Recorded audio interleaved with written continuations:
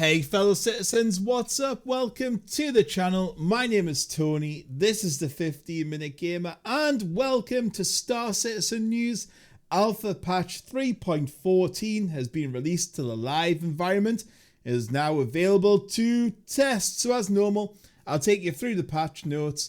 And yeah, get it downloaded while you're listening to this. Before I start, don't forget to press the sub button, tap the notification bell, smash the like button, and let me know what you think below. Right, without further ado, let's get straight on with it. So this has a boatload of new issues. In fact, this patch is very, very buggy if it's anything like the PTU patch, so just be prepared for that.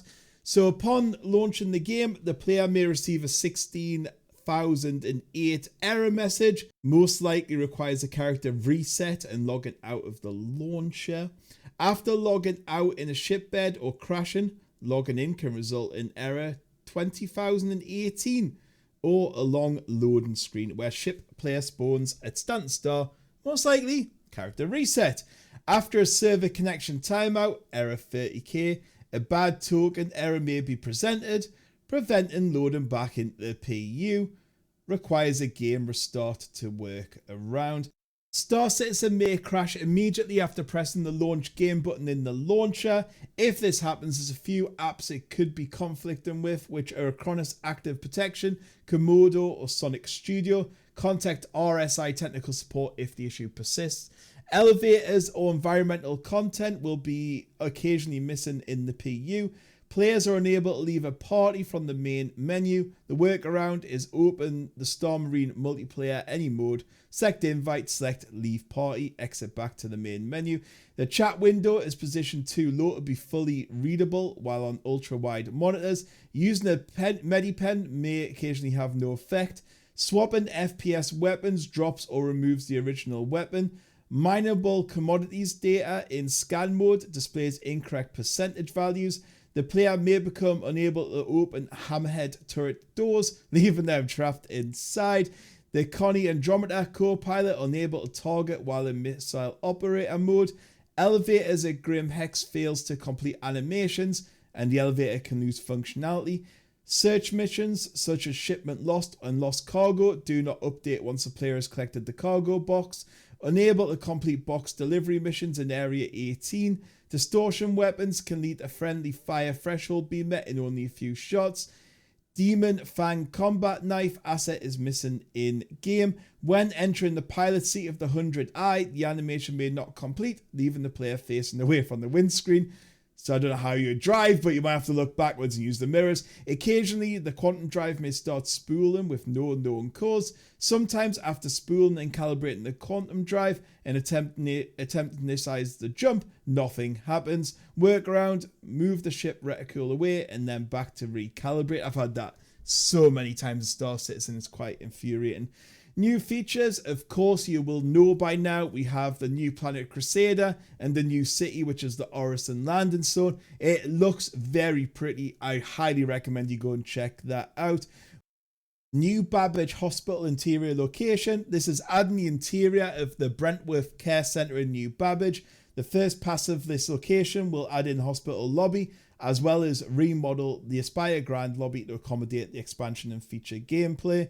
Gameplay, Law System version 2 surrender. This basically gives you the option to surrender without losing your life. And if you surrender, you get a bit lesser of a sentence as well. So basically you'll surrender. It's not cool like people aboard the ship and stuff. It just fades to black and then you'll get a lesser sentence. We've also got the new missile operator mode as well. This will separate the gun and missile/torpedo gameplay within ships.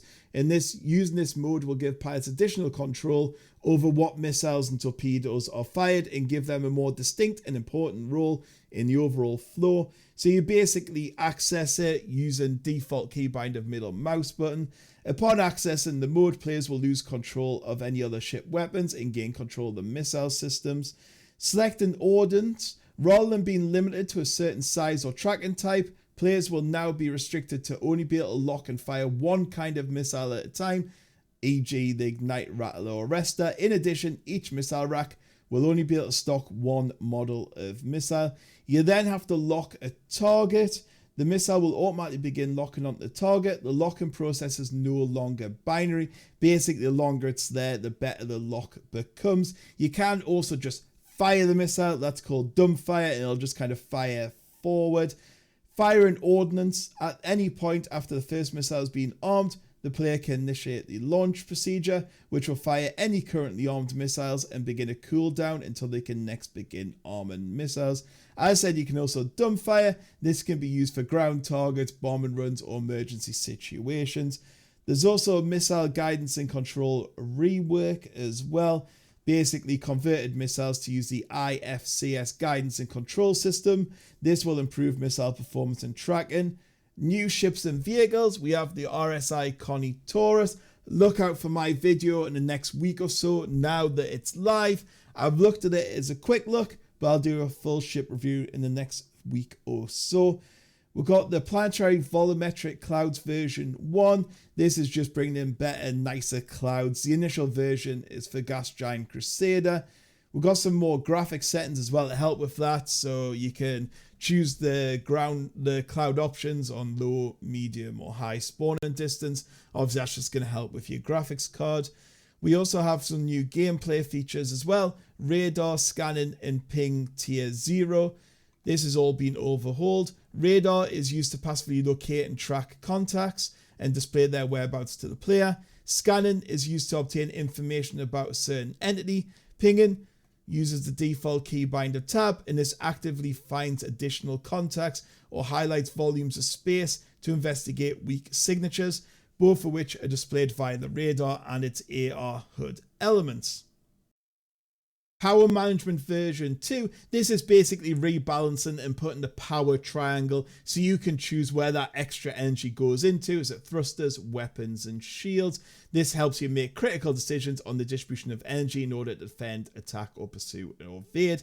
With the additions of all this capacitive gameplay, things have changed. So weapon fire rates and damage have increased dramatically. Ammo rates have been reduced. Energy weapons now have limited ammo, and they will regen when the weapon is not being used. Shields has been a full balance rework on all shields below size 3. Thrusters, now basically there's a pool for boost rather than afterburner. Changing the assignment to thrusters will basically mean this bar will fill up quicker. There's also been a UI and HUD change to do all this in the power triangle. Arena Commander PvP ammo pickup. Because of all this, the rate of pickups in Arena Commander has been reduced, and they're no longer specifically connected to kills. Law and Prison updates remove the trespass zones from underground facilities. Destroying a party member's empty vehicle no longer results in crime. Updated the prison code entry interface to prevent it from resetting the code on failed attempts, or to stop a bug where it would no longer work. Ships and vehicles, canvas sliced hoods. Updating all ship hoods to use the new canvas slice system, providing an improved layout that maximizes screen real estate. We also have the IFCS thruster wind volume effects. This basically means when you're going across like a dusty surface or in the future water, that sort of thing, the dust and snow, and that will go a bit more realistic when you fly across. Increased inner fort text size for setting the ship medical bed to set as preferred ICU. Adjusted the pilot/co-pilot seat animations and height in the hammerhead.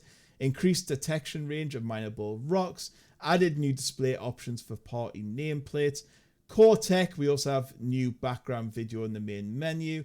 They also fixed 8 client crashes, 5 server crashes, and a server deadlock, and made multiple back-end service stability fixes and optimizations. So there you go, guys. I've not included what has been fixed. The list is quite long. There's a lot of things in this. It is quite buggy, as I said before. I'm sure they'll work some of them out, but you know what Star Citizens is like.